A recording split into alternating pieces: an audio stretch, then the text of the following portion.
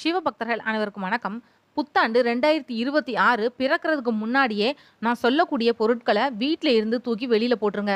மகாலட்சுமியோட அருள் கண்டிப்பா உங்களுக்கு கிடைக்கும். புத்தாண்டு அப்படின்றது நம்மளோட வாழ்க்கையிலயும், மனசுலயும் மாற்றத்த தருவதுக்கான நாள்.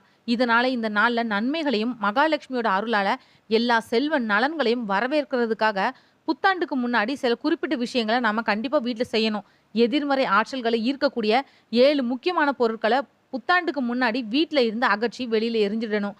வருஷம் முழுவதும் நம்மளோட வாழ்க்கையிலயும், வீட்லயும் அமைதி, மகிழ்ச்சி, செல்வ வளம் இது எல்லாம் மகாலட்சுமியோட அருளால நிலைத்து இருக்கிறதுக்கு வாஸ்து சாஸ்திரத்துப்படியும் சில குறிப்பிட்ட விஷயங்கள செய்றதுனால, வீட்ல இருக்கக்கூடிய தீய சக்தி அகன்று நேர்மறை ஆற்றல்கள் அதிகரிக்கும்னு சொல்லப்படுது.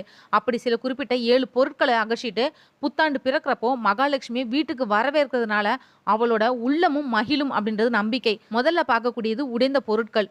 விரிசல் விழுந்த கப்பு, உடைந்த தட்டுகள், சேதமடைந்த சிலைன்னு உடைந்த கண்ணாடி வரைக்கும் எல்லாத்தையும் வீட்ல இருந்து அகற்றிடணும். இவைகள் அனைத்தும் செல்வ வளத்தை தடுக்கக்கூடியது. எதிர்மறை ஆற்றல்களோட அடையாளமா தான் இது பார்க்கப்படுது.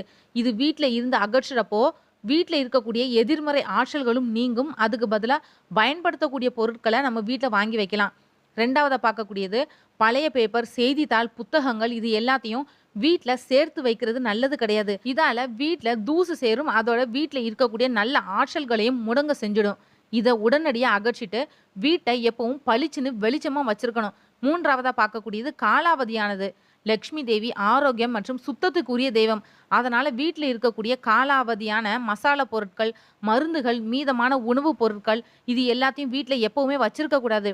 வீடு எப்பவும் புத்துணர்ச்சியோடனும், நேர்மறை ஆற்றல் நிறைஞ்சும் இருக்கும்படி பார்த்துக்கணும். இது மனச எப்பவுமே புத்துணர்ச்சியோட வச்சிருக்கும். 4வதா பார்க்கக்கூடியது பயன்படுத்தாத ஆடைகள். மாச கணக்குல பயன்படுத்தாத ஆடைகள், பழைய பைகள் இது எல்லாத்தையும் வீட்ல சேர்த்து வைக்கக்கூடாது. இதை யாருக்காவது தானமா கொடுத்துடலாம். இது ரொம்பவே நல்லது. தேவையற்ற பொருட்கள வீட்ல இருந்து அகற்றுறதுனால அதிர்ஷ்டத்தை ஈர்க்க முடியும். 5வதா பார்க்கக்கூடியது காய்ந்த செடிகள். காய்ந்த பூக்கள், காய்ந்த செடிகள், மாலைகள் இது எல்லாத்தையும் வீட்ல வச்சிருந்தா அவைகள் வீட்ல இருக்கக்கூடிய நல்ல ஆற்றல்கள காய்ந்து போக வச்சிடும். அவற்றை அகற்றிட்டு புதிய மலர்கள், ஆரோக்கியமான நிலையில இருக்கக்கூடிய செடிகள் இல்லைன்னா பச்சை நிற செடிகள் இது எல்லாத்தையும் பால்கனி, பூஜை அறை இல்லைன்னா மற்ற இடங்கள்ல கூட நீங்க வாங்கி வைக்கலாம். 6வதா பார்க்கக்கூடியது பழுதான மின் சாதனங்கள். பழைய சார்ஜர்கள், உடைந்த ரிமோட்கள், ஃபியூஸ் போன பல்புகள் இல்லைன்னா பயன்படுத்தப்படாத வயர்கள் இது எல்லாத்தையும் வீட்ல ஒழுங்கற்ற நிலையை ஏற்படுத்தும். சரி செய்ய முடியாததை சரி செஞ்சு பயன்படுத்தலாம். இல்லைன்னா அதை அப்புறப்படுத்திடணும். இது போன்ற பொருட்களை அகற்றுவதனால வீட்ல செல்வம் தொடர்பான ஆற்றல்களோட ஈர்ப்பு அதிகமாகவே இருக்கும். 7வதா பார்க்கக்கூடியது பழைய பொருட்கள்.